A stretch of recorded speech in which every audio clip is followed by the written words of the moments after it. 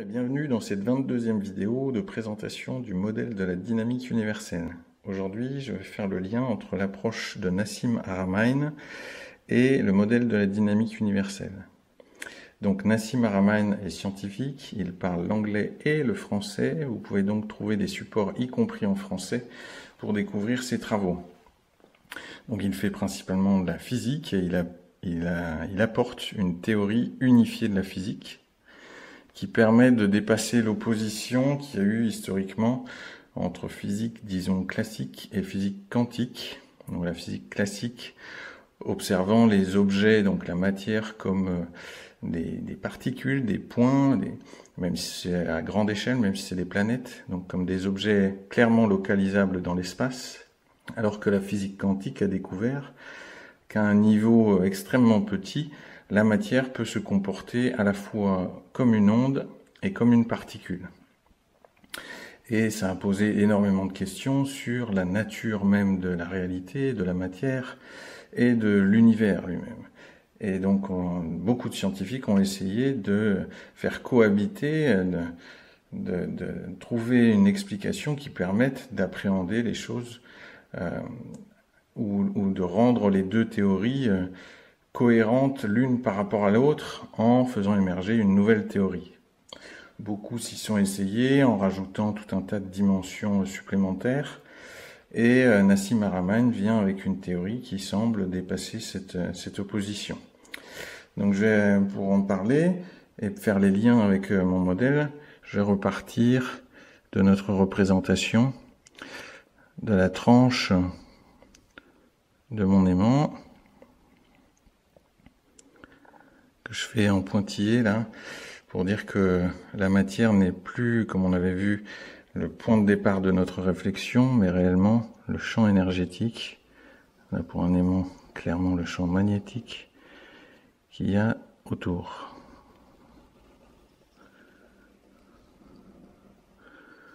Donc cette forme, nous l'avions dit, si on se la représente bien en 3D, comme un cercle, alors on obtient la forme du tor. Et ce tor, on le retrouve vraiment dans l'approche de Nassim Haramein à tous les niveaux de la réalité. Donc c'est aussi un modèle fractal où qu'on s'occupe d'un électron, d'un atome, y compris d'un individu, d'une planète, d'une galaxie ou d'un univers. On retrouve toujours cette forme de tor. Alors ça c'est un élément essentiel, c'est que c'est aussi un modèle fractal. Alors ce tor, c'est une particularité, à travers ce tor, il redéfinit ce qu'est un trou noir, non pas avec un trou noir, on a la représentation où tout se perd à l'intérieur et rien n'en ressort. Là, il redéfinit le trou noir avec une notion de circulation d'énergie et qui est deux aspects, deux côtés de ce trou noir.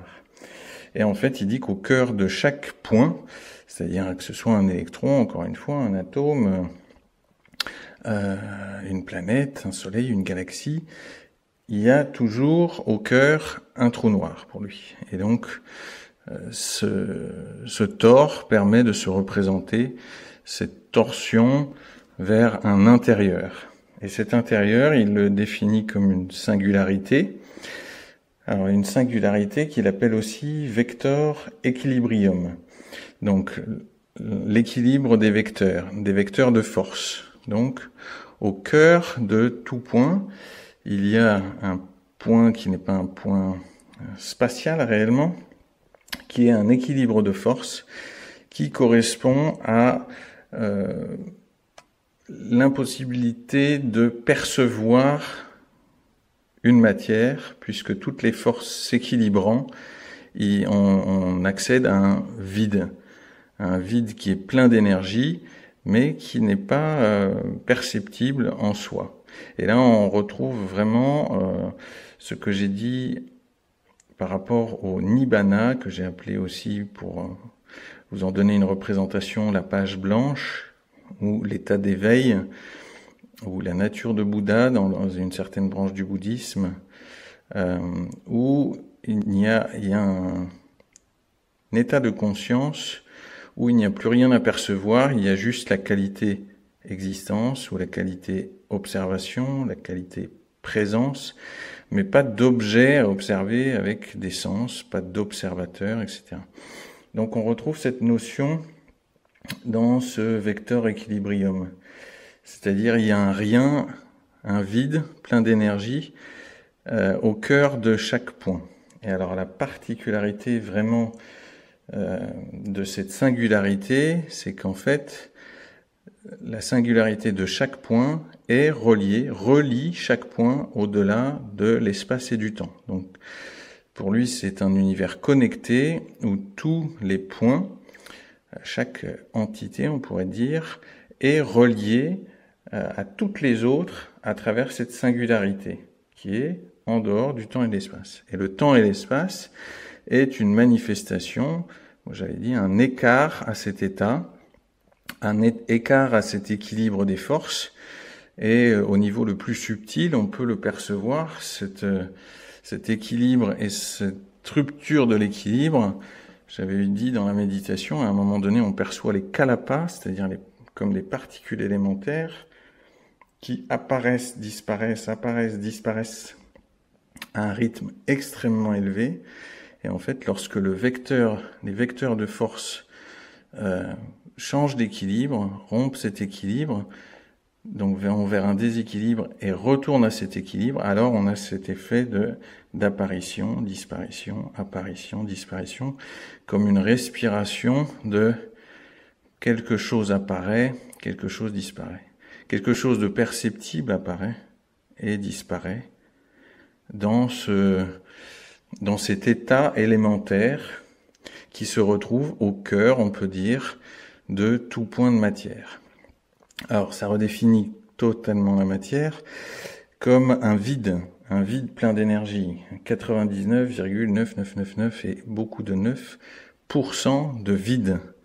Et ce sont en fait des forces, plutôt un champ d'information. Il le définit aussi comme un champ de conscience avec cette idée de feedback, de retour de l'information sur soi. Et il place la conscience au cœur de toute réalité. Non pas la conscience comme un effet de la matière, donc un effet de l'organisation du cerveau, mais bien comme quelque chose de fondamental présent en tout et dans tout l'univers, et où la matière est un degré de perception de ces champs de force, mais n'est pas ce qui constitue les interactions, y compris la conscience elle-même. Donc son approche, elle est très intéressante, c'est une approche scientifique, il a calculé des choses vérifiables comme le rayon du proton qui n'a jamais été calculé avec autant de précision, donc c'est une approche très pointue au niveau scientifique, et en même temps il fait le lien clairement avec la conscience et ce qu'on pourrait appeler Dieu, c'est-à-dire la conscience étant partout en toute chose, non pas du tout un Dieu séparé de soi, mais une conscience, un effet de feedback, de retour sur soi, présent en tout et qui relie tous les points à travers cette singularité au-delà du temps et de l'espace. Alors ça en fait également un modèle holographique, c'est-à-dire que toute information est contenue dans chaque point et que lorsque un des points change de position, tous les autres vont réagir et changer de position. Vous pourriez vous le représenter comme un ensemble de miroirs et dès lors qu'on tourne un miroir, tous les autres s'alignent et donnent un angle particulier, renvoient une image particulière. Eh bien, c'est vraiment cette idée d'univers connecté où tout est relié et lorsque un fait un mouvement, tous les autres font un mouvement, même léger. Donc il n'y a rien qui ne soit impacté par rien d'autre, quoi. Un rien qui ne soit indépendant de tout le reste, tout est absolument relié. Donc ça renvoie clairement à l'effet miroir, c'est-à-dire les synchronicités. Lorsque vous faites évoluer votre pensée, votre stock émotionnel, votre degré de réaction, vos convictions, votre définition de vous-même, des autres, d'une situation, alors l'univers va vous renvoyer une autre image, c'est-à-dire vous allez être sur une autre fréquence et vous allez percevoir comme la réponse de l'univers une nouvelle version de la réalité qui correspond à votre évolution. Vous avez fait un petit mouvement ou un grand mouvement, et tout le reste, l'ensemble des autres points, a fait ce même mouvement et vous répond est la réponse directe de votre mouvement. Donc c'est ce qu'on appelle aussi effet miroir, et c'est très intéressant de voir le monde, votre expérience de vie, comme le miroir, enfin en tout cas ce qui vous arrive, ce qui se passe dans votre vie, comme le miroir de ce qui se déroule dans votre état d'esprit. On l'avait vu déjà à travers de nombreuses approches. Donc voilà, ça donne déjà un certain nombre de points d'accroche entre les deux approches. Il aborde aussi la notion de temps d'une manière très très intéressante. Donc Einstein avait dit qu'il existe une courbure de l'espace-temps. Nassim Haramein dit non seulement l'espace-temps est courbé, mais en plus il se tord sur lui-même. Donc il crée une torsion comme ça. Alors là on retrouve le geste que j'avais fait pour définir le vortex. Et donc ce temps et cet espace se structurent d'une certaine manière, ce qui veut dire que le temps ne va pas du tout être perçu de la même manière lorsqu'on est proche de la singularité que lorsqu'on en est éloigné. J'en avais déjà parlé, on peut avoir une perception d'un temps linéaire, comme on a l'habitude de le vivre quand on est éloigné de la singularité. Plus on va s'approcher de la singularité, plus on va percevoir notamment les synchronicités, l'effet miroir justement. Plus on va s'approcher, plus on va avoir une perception où tout est un instant présent, donc on va pouvoir percevoir plusieurs choses à la fois. La masse d'informations à laquelle on va avoir accès va être beaucoup plus près du centre. Alors pourquoi je dis masse d'informations ? Parce que cet espace et ce temps se tordant, il y a beaucoup plus d'informations et il définit aussi ce centre évidemment comme le centre de gravité. Donc il y a vraiment une notion d'attirance et de densification de l'information près du centre, à proximité de la singularité. Alors singularité, on peut la définir à plein de niveaux, et moi je la définis vraiment à ce niveau le plus subtil dont je vous ai parlé, mais selon la perspective qu'on en a, ça peut être juste un passage, et on ne perçoit pas du tout, et c'est notre expérience quotidienne, on ne perçoit pas du tout cet état le plus subtil dont je vous ai parlé. La plupart du temps, la conscience, elle passe là, notre attention est préoccupée par quelque chose qu'on veut, par exemple, on avait indiqué cette direction comme le voulu, et hop, on passe là. Notre attention, elle passe par ce point, et sans s'y arrêter. Ou alors, cette singularité, parfois, c'est une prise de conscience. Ah, ça c'est le non voulu, hop, je passe par une prise de conscience, que ce que je veux, c'est ça, et maintenant je mets mon attention par là. Donc cette singularité, on peut la voir comme une prise de conscience, comme un moment de conscience particulier, comme un passage particulier, ou au niveau le plus subtil, comme l'état de Nibbana, que j'avais donc, encore une fois, dont j'avais donné une image de la page blanche, et qu'on peut expérimenter à travers la méditation, notamment la méditation Vipassana. Alors, pour revenir à cette notion de temps très particulier pour Nassim Haramein, j'ai déjà fait plusieurs vidéos où je parlais de l'approche du temps de manière non conventionnelle, on va dire, pas de la manière dont on se le représente habituellement comme un phénomène linéaire. Alors, je viens de dire qu'il parle de torsion de l'espace-temps, mais il développe une idée très intéressante, c'est qu'il n'existe pas de temps sans mémoire. Et ça, j'avais dit déjà, il faut qu'il y ait au moins deux événements. Si on les perçoit en même temps, il n'y a pas forcément d'écoulement de temps, mais si on en perçoit un puis l'autre, et qu'on se souvient du premier, alors on a une perception d'écoulement du temps. Donc en ce sens, il dit, le temps, c'est une mémoire. Il faut se souvenir de ce qu'il y a eu avant pour avoir la notion du temps. Du coup, il appelle plus ça espace-temps, il appelle ça espace-mémoire. Je vais vous faire un petit dessin pour que vous ayez cette représentation qu'il évoque de ce que peut être l'espace. Alors souvent, on a la représentation du Soleil et la Terre donc qui tourne autour du Soleil. C'est ce qu'on a appris souvent à l'école. Hop, la Terre tourne autour du Soleil, sauf que ce qu'on a oublié souvent de nous montrer, c'est que le Soleil, lui aussi, il avance en même temps. Et qu'en fait, le parcours de la Terre, c'est une forme comme ça. Donc je vais vous la représenter. Parcours de la Terre. C'est ça. Donc là, on a la Terre, là, on a la Terre. Le Soleil, il a avancé et la Terre a tourné en même temps autour du Soleil et elle a avancé en même temps. Alors, qu'est-ce qu'il dit? Il dit que en fait, l'espace enregistre, est un support d'enregistrement, comme un disque vinyle ou un CD peut être un support d'enregistrement, ou une cassette, peu importe, est un support d'enregistrement de tous les instantanés qui se déroulent.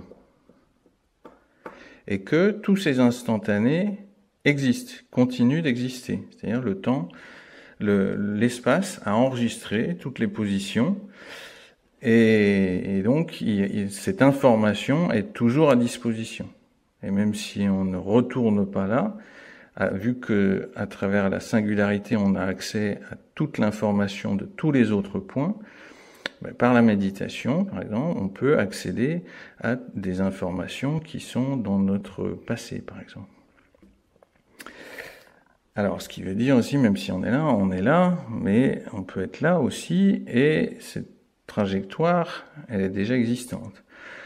On peut aussi dire et ça c'est l'approche par exemple de Bashar, qui dit en fait des versions de planètes, il y en a des milliards à chaque seconde de disponibles, et c'est selon ce qu'on va vibrer, ce qu'on va émettre, nos définitions, nos convictions, notre histoire, nos actions, nos réactions, etc., la manière dont on s'est libéré ou pas de son histoire, qui va faire qu'on va être sur une fréquence d'une version de la réalité ou une autre. Mais pour en revenir donc à l'approche de Nassim Haramein, c'est donc l'espace devient un support d'enregistrement de l'information. Alors c'est très intéressant et ça renvoie également à d'autres approches du temps, alors dont j'ai déjà parlé, pour Bashar, l'impression que le temps s'écoule et en fait le passage à travers notre conscience d'instants qui se ressemblent fortement, et on a l'impression d'un écoulement du temps. Mais dans le fond, ce sont des instantanés, énormément d'instantanés à chaque seconde, qui font notre perception d'une réalité fluide. Donc oui, pour faire le lien avec d'autres approches, Nassim Haramein évoque la rétrocausalité, c'est-à-dire vous envoyez une intention vous êtes là, une intention d'obtenir ou d'avoir un projet, etc., d'obtenir quelque chose dans le futur. Hop, cette information a été envoyée et vous êtes devenu cette personne, vous avez obtenu cette chose dans le futur ou quelque chose de proche. Parce qu'il dit que, et là c'est une nuance par rapport aux approches que j'ai déjà présentées, que l'univers répond aussi à sa manière en fonction de tout ce que les autres points ont envoyé comme information dans le grand tout quelque part. Donc il dit, vous créez votre réalité, mais la réalité vous crée aussi. Et j'utiliserai la prochaine vidéo pour définir où est notre réelle part de liberté et en quoi nous sommes conditionnés, en quoi on peut se déconditionner et être plus libre. Et donc être réellement le créateur de son expérience de vie. Donc, pour en revenir à cette idée, vous avez une intention, et il dit, cette information, en fait, a une influence sur le passé. Cette information structure les événements, le chemin pour accéder là. Et je l'avais déjà dit, vers le voulu, vous avez une intention, et les composants coopératifs vont venir se mettre en place pour vous faire passer de là où vous êtes à là où vous voulez être par un chemin qui va se mettre, comme se paver sous vos pieds au fur et à mesure. Sauf qu'il est déjà disponible.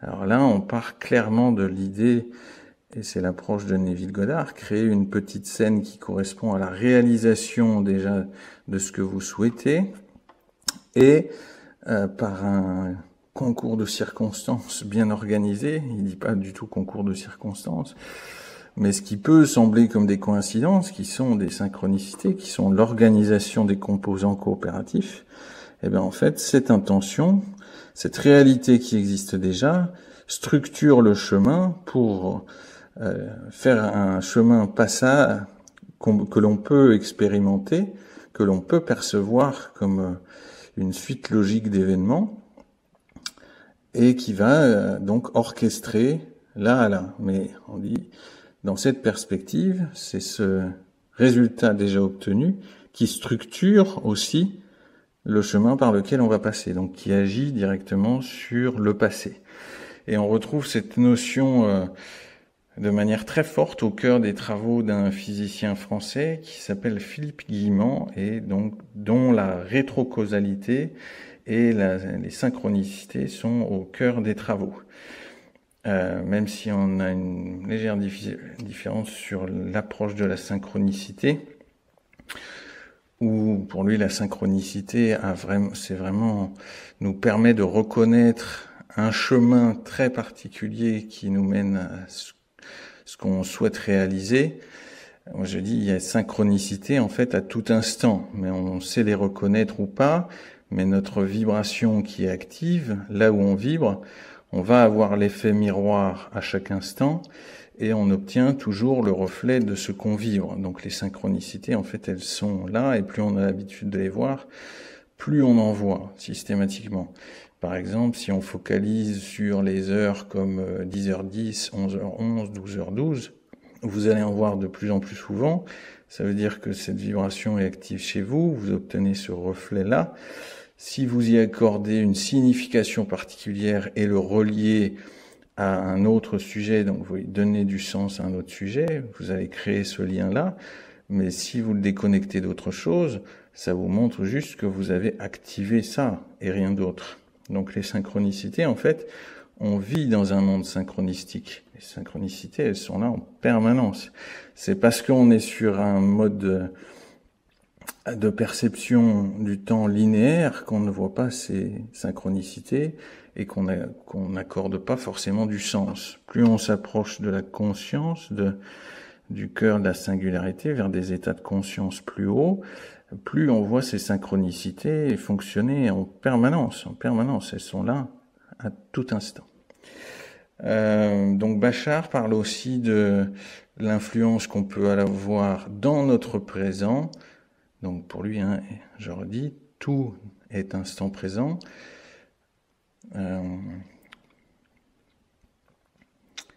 Abraham Hicks dit exactement la même chose, il n'y a que présent. Et donc dans son instant présent, on peut influer à la fois l'avenir et on peut influer à la fois le passé. Ce qui peut sembler une idée barbare, mais que beaucoup actuellement explorent, y compris au niveau scientifique. Et notamment, pour revenir, Neville Goddard utilise clairement ça dans une technique qu'il appelle révision. Il s'est passé quelque chose qui ne vous a pas plu dans le passé. À partir de votre présent, vous allez réviser la scène, modifier la scène. Par exemple, là, vous êtes tordu la cheville.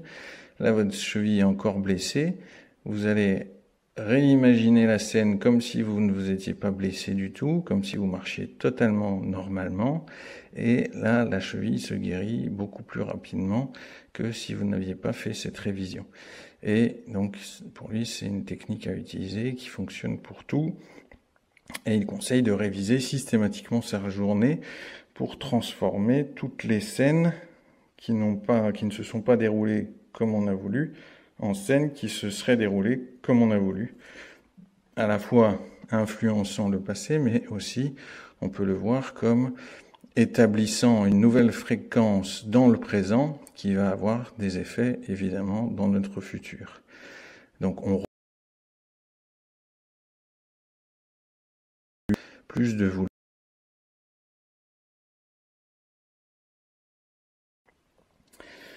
Eh bien, ma foi, je pense en avoir dit beaucoup.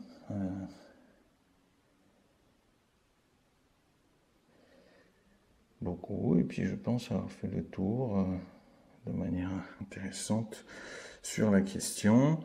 Donc dans la prochaine vidéo, je vais effectivement, comme je vous l'ai dit tout à l'heure, revenir sur cette notion de quelle est notre part de liberté dans le fait d'être créateur de notre propre réalité par rapport à l'impact que peut avoir l'environnement sur nous, sur nos pensées. Donc à quel point sommes-nous libres? Merci de votre attention. Je vous rappelle que vous pouvez évidemment partager, liker, commenter et puis me contacter via les liens qui sont en description de la vidéo en les copiant-collant dans votre barre de navigateur si vous souhaitez que je vous accompagne en visioconférence plusieurs fois par mois pour mettre tout ça plus orienté vers le voulu ou plus sereine, quels que soient vos objectifs, je peux vous accompagner dans cette direction. Merci beaucoup de votre attention et à bientôt.